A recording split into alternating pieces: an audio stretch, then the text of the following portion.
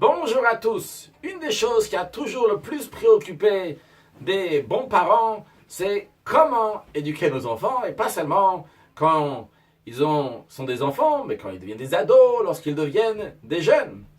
Aujourd'hui, voyons cela à travers un message que Rabbi nous dit dans la Sikha, le Parashat Yitro 5752, qui était aussi donc une préparation liée avec le 22e jour du mois de Shvat, le jour de Hiloula, de la femme du Rabbi, la Rabbanit Chaya Mushka, et lié aussi avec le jour du 10e jour du mois de Shvat, qui est la Hiloula de son beau-père, le Rabbi Yosef Yitzhak, donc le père de la Rebbetzin de la Rabbanit Chaya Mushka. Dans la paracha de Yitro, on nous dit les 10 commandements. Dieu a dit au peuple juif les 10 commandements, Vaïdaber Elohim et kol hadvarim ha'ele lemor, que Elohim, Dieu, a parlé au peuple juif, leur a dit les 10 commandements. Tout est très bien, tout est parfait. Les 10 commandements, vous pourrez les retrouver dans la paracha de Yitro, ou sûrement vous les connaissez déjà. Mais dans la paracha de Vaet Hanan, dans le 5e livre de la Torah, lorsque le livre que Moshe Rabbeinu a transmis à parler au peuple juif, le livre qui s'appelle le Mishneh Torah, la répétition de la Torah, on retrouve que Moshe Rabbeinu répète à nouveau les 10 commandements. Dans la Torah, tout est précis, surtout lorsqu'il s'agit des 10 commandements qui sont la base, le fondement de toute la Torah. Évidemment que les 10 commandements ont une très grande importance. Si la Torah répète 2 fois les 10 commandements, c'est qu'il y a quelque chose de particulier. Il y a les 10 commandements quand ils sont dans la paracha de Yitro et les 10 commandements quand ils sont dans la paracha de Vaet Hanan, et chacun a ses qualités, sa particularité, et on a besoin des deux. Alors, quelle est la particularité et quel est le besoin des deux? Encore une chose, voyons pourquoi nous avons besoin d'un rabbi. Pourquoi il y a besoin d'un Moshe Rabbeinu, Moshe qui va transmettre au peuple juif. Pourquoi ne pas recevoir les choses directement, constamment, uniquement de Dieu? Donc, 3 questions. Première question, comment influencer nos enfants, les ados, les jeunes? Deuxième question, pourquoi la répétition des 10 commandements? Et troisième question, pourquoi on a besoin d'un Moshe Rabbeinu? L'explication est la suivante. Lors du don de la Torah dans la paracha de Yitro, ce qu'on retrouve, c'est que Dieu s'est dévoilé au peuple juif. Dieu, entre guillemets, s'est imposé sur la création. C'est un dévoilement de Dieu. Un dévoilement qui est extrêmement grand, extrêmement fort, à tel point que lorsque le peuple juif a entendu les 10 commandements, nos sages disent « Pacha nishmatan », leur âme les a quittés. Ils n'ont pas pu supporter un si grand dévoilement divin. Ça, c'est lorsque Dieu y parle dans la paracha de Yitro. Par contre, dans la paracha de Vaet Hanan, ici, nous avons Moshe Rabbeinu, un être humain de chair et de sang, qui nous transmet les 10 commandements. Alors vrai, c'est un être humain de chair et de sang, donc ce qui fait que c'est un rapport avec nous, c'est plus compatible avec nous. Mais Moshe Rabbeinu a double facette, 2 côtés, comme nos sages disent dans le Midrash, sur le verset Isha Elohim, que Moshe Rabbeinu c'est un homme de Dieu, il a une partie humaine, une partie de Dieu. En effet, Moshe Rabbeinu lui-même le dit, qu'il est l'intermédiaire entre nous et Hachem, entre nous les êtres humains et Dieu. Donc un intermédiaire a besoin d'avoir des 2 côtés, aussi bien le côté de l'un et aussi bien celui de l'autre. Donc Moshe il est Ish, il est humain, il a rapport avec les êtres humains, et d'un autre côté, il a la partie divine, donc la partie de Dieu. Et c'est pour cela qu'il peut être l'intermédiaire entre nous et Dieu. Qu'est-ce qu'on gagne par cela qu'on a Moshe Rabbeinu qui nous transmet? Expliquons un peu plus ce qu'on vient de dire.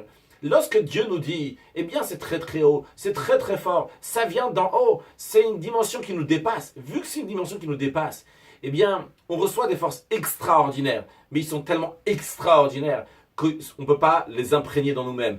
Notre âme nous quitte, on ne tient pas, c'est trop fort pour nous, c'est au-delà de nous. C'est pour cela que Dieu a fait qu'il va y avoir un Moshe Rabbeinu, que Moshe Rabbeinu nous transmet les paroles de Dieu en tant qu'un être humain et de manière que l'humain va pouvoir prendre ces choses-là.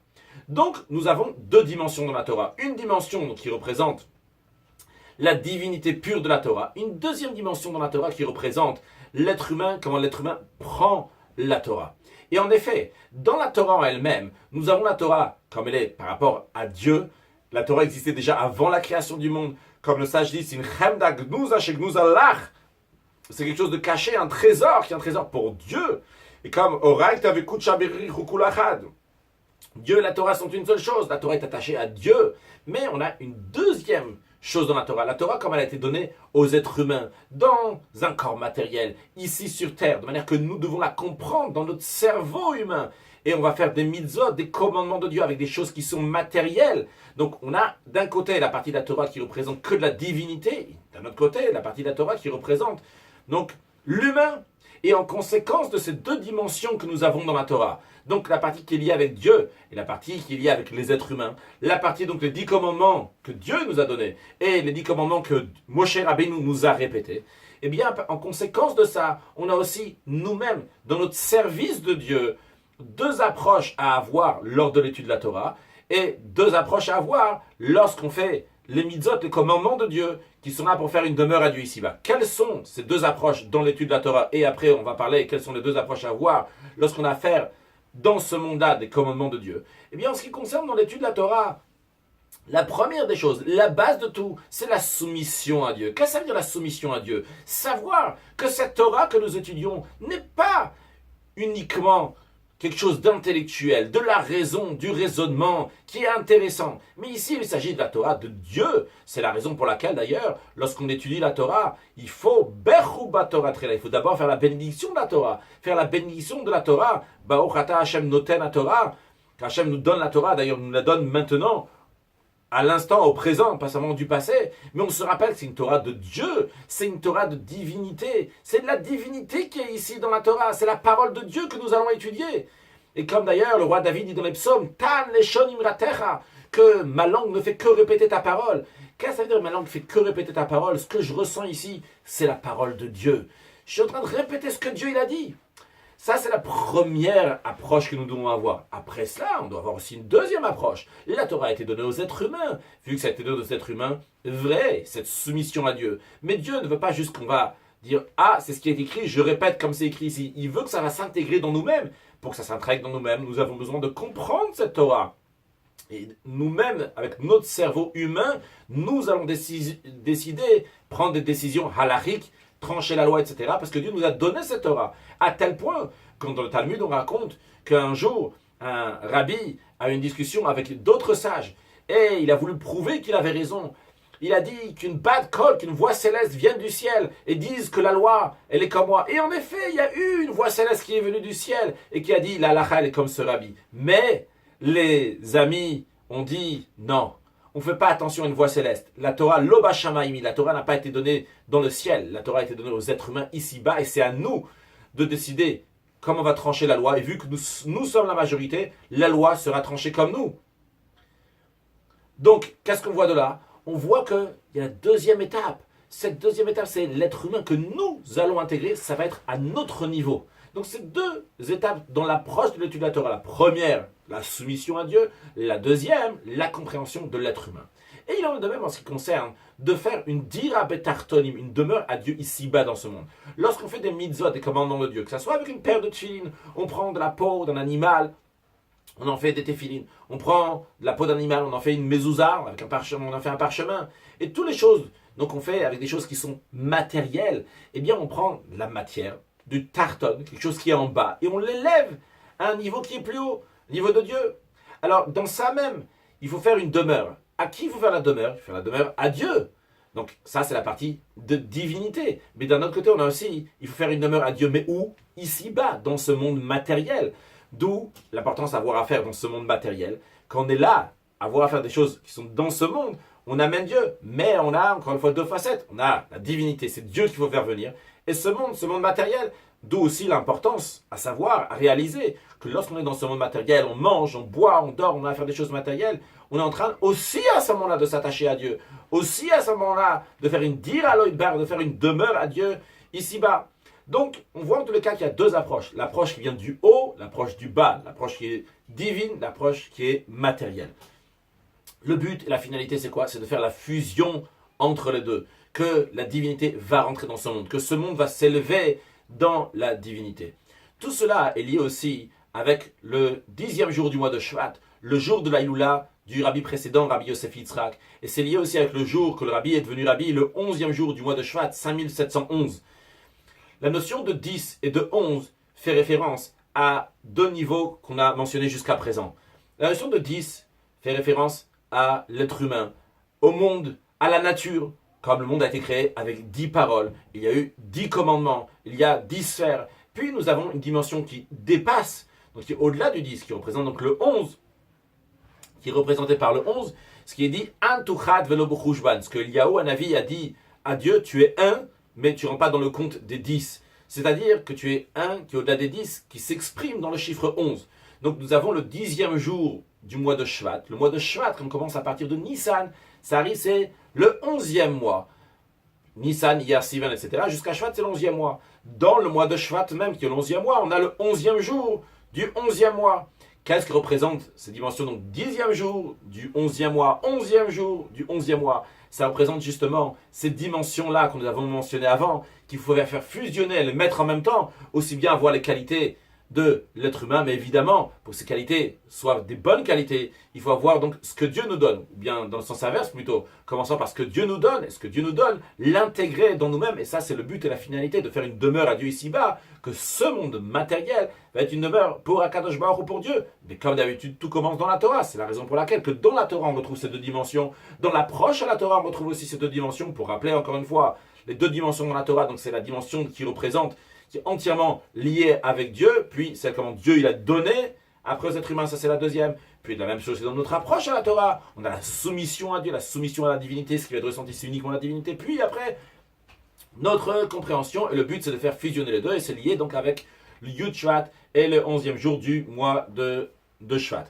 Alors, par cela, on peut comprendre aussi pourquoi il y a besoin d'un Moshe Rabbeinu. Le Moshe Rabbeinu, en tant qu'être humain, lui, nous fait passer la parole de Dieu. Il faut faire fusionner ce côté qui est Ish et ce côté qui est Elohim, la partie donc qui est humaine, la partie qui est divine. Et comment ça se fait? Ça se fait par Moshe Rabbeinu. Moshe Rabbeinu, lorsqu'il nous donne les 10 commandements, il nous donne les 10 commandements. C'est le même que Dieu nous a donné, mais il lui donne à une échelle humaine, à une échelle donc qui est qu'on peut se retrouver nous aussi avec lui. Et c'est la raison aussi pour laquelle que dans chaque génération, il y a des tzadikim. Et dans nos dernières générations, il y a les rabbis de Chabad, jusqu'à notre génération, le rabbi, qui est là pour nous transmettre le message d'Akadosh Baruch ou le message de Dieu, comme il est à l'échelle humaine.